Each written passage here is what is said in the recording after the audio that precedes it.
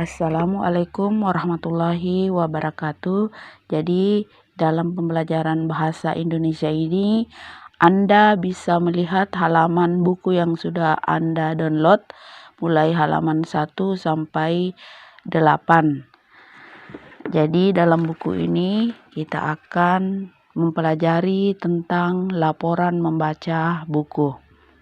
Sedikit Ibu berikan penjelasan. Buku merupakan jendela dunia, jendela untuk melihat dunia dan segala isinya, serta segala hal peristiwa di dalamnya. Ada juga yang menyebut buku sebagai pohon pengetahuan. Jadi semakin banyak Anda membaca buku, semakin banyak yang bisa Anda pelajari.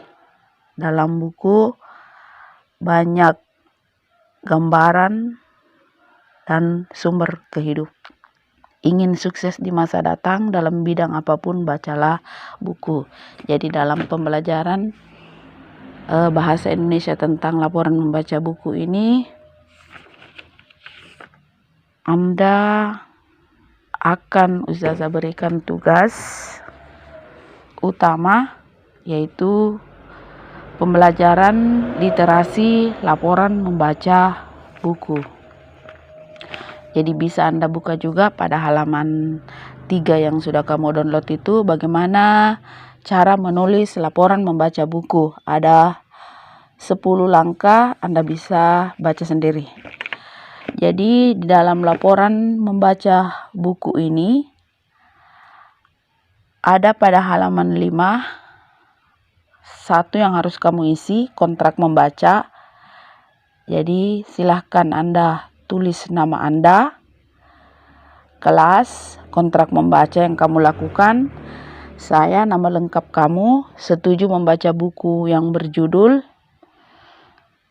pengarangnya siapa, tahun terbit, diterbitkan oleh siapa, kemudian Anda mulai membaca tanggal yang kamu berikan dan selesai dilaporkan pada tanggal berapa. Jadi sedikit koreksi dari Bu Guru, bukan tanda tangan guru yang di situ, tetapi tanda tangan orang tua kamu. Kemudian tanda tangan Anda sebagai siswa. Terakhir tanggal yang kamu lakukan pada saat kamu menulis buku, mengerjakan tugas tersebut. Kemudian karena buku yang kamu baca itu bisa berupa fiksi dan bisa berupa non-fiksi, sedikit penjelasan dari Ibu Guru. Ya, jadi Anda silakan mencari buku yang kamu suka.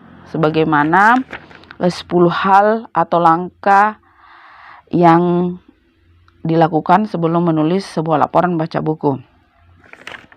Jadi buku-buku yang bisa kamu pilih itu ada 2, ada buku fiksi dan ada buku non-fiksi. Sedikit penjelasan, buku fiksi yaitu buku yang berupa hasil imajinasi seseorang. Ya, seperti contoh cerpen. Jadi Anda bisa mengambil sebuah cerpen. Jadi cerpen di sini cerpen Islami, atau biasa juga dikatakan dengan cerita pendek, novel agama, dongeng, hikayat, cerita binatang atau fable. Jadi siapa tahu di rumah kamu itu ada cerita-cerita binatang, itu bisa kamu ambil. Contohnya si kancil, ya, buaya, kemudian legenda. Jadi buku pilihan yang kedua yaitu non-fiksi. Jadi non-fiksi ini bukan merupakan hasil imajinasi seseorang. Jadi buku ini berupa hasil pengetahuan, hasil penelitian dan sebagainya. Sebagai contoh, buku yang bisa kamu ambil itu buku pengetahuan. Mungkin di rumah kamu ada buku bahasa Indonesia, IPA, IPS, eksilopedi, atau buku-buku agama, ya, buku bisnis, buku ekonomi dan sebagainya. Itu bisa kamu ambil. Yang penting buku tersebut menurut kamu bagus dan bermanfaat atau menarik bagi kamu.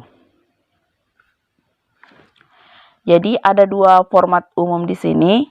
Kalau yang format umum yang dimaksud di sini, jadi silakan Anda kerjakan dulu data buku, judul bukunya apa, penulisnya, editor, desainer isi, desainer sampul, penerbitnya, ISBN-nya. ISBN yang dimaksud di sini adalah nomor induk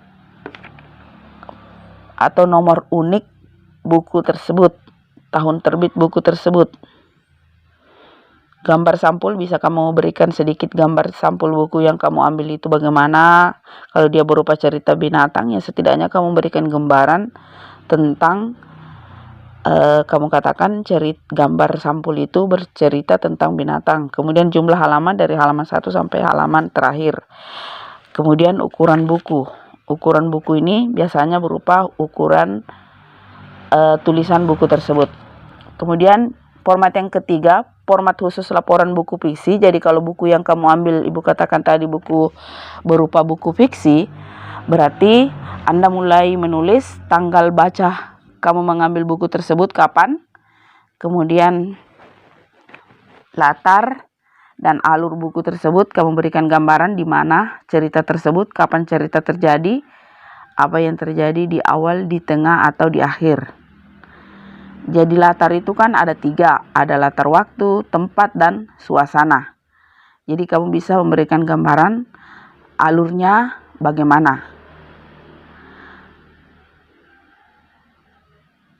Latarnya, latar itu latar waktu, tempat, dan suasananya. Alur di sini alur maju, alur mundur, atau alur maju mundur. Kemudian yang berikutnya tokoh. Jadi silakan Anda cari siapa tokoh-tokoh di dalam. Tokoh utama, tokoh pendampingnya, kemudian siapa tokoh favoritmu yang ada dalam cerita tersebut dan mengapa kamu jadikan tokoh tersebut menjadi favoritmu. Kemudian siapa tokoh yang tidak kamu suka dan mengapa kamu tidak suka tokoh tersebut. Kemudian masalah dan solusi. Silakan Anda kerjakan masalah, konflik, tentang apa dan bagaimana cerita berakhir. Kalau itu berupa buku fiksi. Kemudian bagaimana pendapatmu? Kamu suka buku ini atau bagaimana? Apa bagian favoritmu dan berikan penjelasan dan mengapa. Itu format khusus laporan fiksi. Jadi kalau kamu mengambil format khusus laporan buku non fiksi kayak buku pengetahuan tadi, buku yang ada di rumahmu mungkin tentang buku-buku ekonomi dan sebagainya, silakan Anda kerjakan seperti ini modelnya. Jadi semacam Anda mengisi kotak-kotak, menunjukkan peta pikiran isi buku tersebut. Jadi Anda cukup mengatakan judulnya apa, bab pertama, bab kedua, bab ketiga, bab keempat, dan seterusnya. Kemudian di dalam bab-bab tersebut itu Anda menulis sub-sub babnya. Ya, pokok pikiran. Anda merinci pokok pikiran yang paling rinci hingga ke paragraf. Anda berikan sedikit penjelasan tentang buku tersebut. Ya, dan di akhir buku tersebut Anda memberikan penjelasan apakah Anda menyukai buku tersebut atau tidak menyukai buku tersebut dengan menyertakan alasan yang membuktikan kalau Anda menyukai buku tersebut atau tidak menyukai buku tersebut. Jadi mungkin hanya itu penjelasan dari Bu Guru.